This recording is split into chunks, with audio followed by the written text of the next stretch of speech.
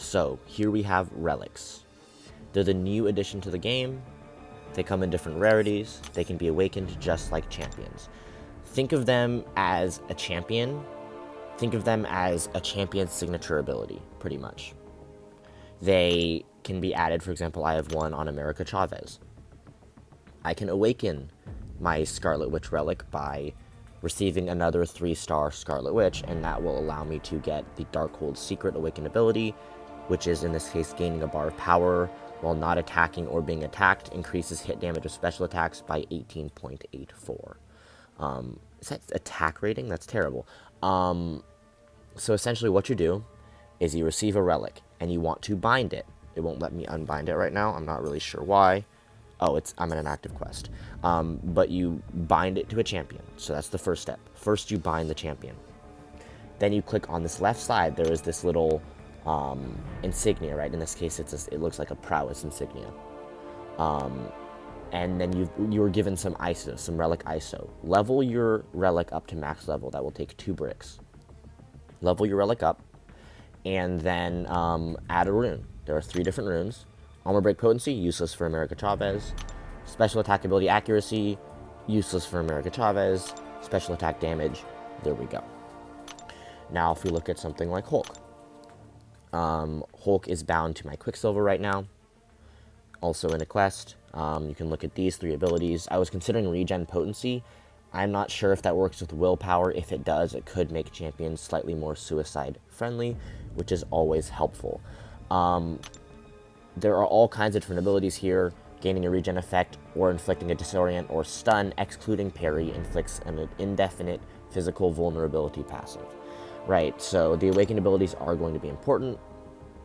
And now that's how you use a relic. That's how you upgrade a relic. That's how you gain a signature ability of a relic. That's how you use the runes, and how I personally look for runes.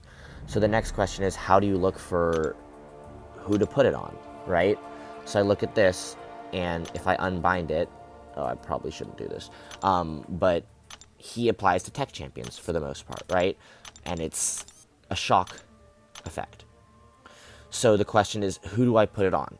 And I elected to put it on Stark Spidey, not because he's the best with the relic. Better with the relic would be Nebula. So if I had a 6-star Nebula, which I don't, but if I had a 6-star Nebula, put it on Nebula, right? Or if I had a 6-star Sentinel, for example, his heavy attack has a shock, it's a lot more prevalent than Starky's special 2 shock in terms of you use it more. Would I still put it on Starky? Yeah. Because here's the other thing. When I use a relic, it includes a combo. So let me show this really quick. Oh, this might take some time. But basically, if I were to... let's duel someone who will not kill me. Hopefully relics work in quests.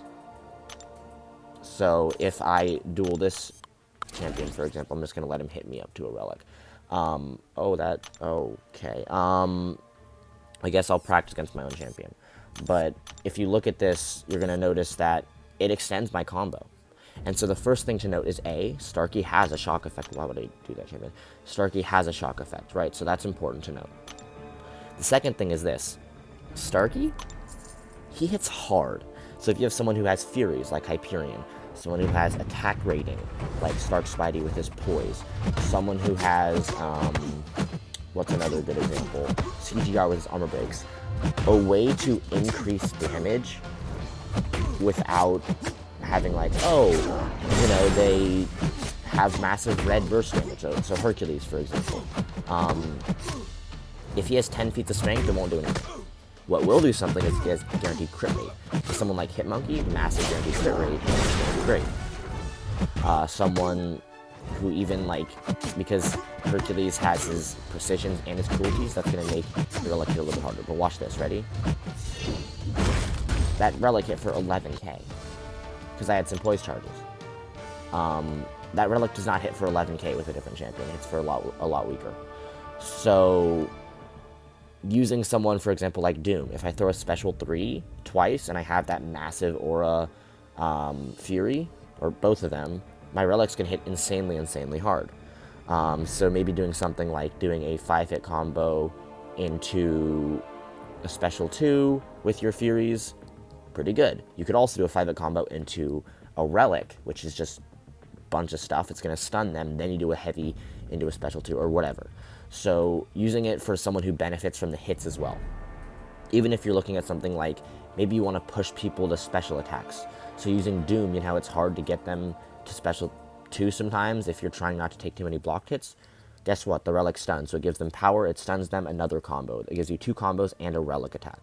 So utilizing Relic attacks almost as like a secondary combo extension and also a secondary thing of damage, right? So if I put up Hulkling's Fury and then I use a Relic attack, that's going to hit a lot harder than if I put Clairvoyant in Incinerate mode, because I'm not going to get those red damage, right? So who cares? That's not the type of damage we want. But the type of damage with Hulkling, where it's the Massive Fury, that would be really beneficial. So looking at which attack modifiers, or which damage modifiers, rather, will influence your damage with the Relic attack itself, and then looking at who benefits from extra hits and extra combos is kind of how I would go about it. But that's kind of what Relics are, and how I personally see them, and how I'm planning on utilizing them, at least for now. So yeah, I hope that taught you something. I hope you can go forward and learn how to use these Relics even better in the future, and this is hopefully that first step. So thank you so much for watching, and go use those Relics and kill lots of stuff.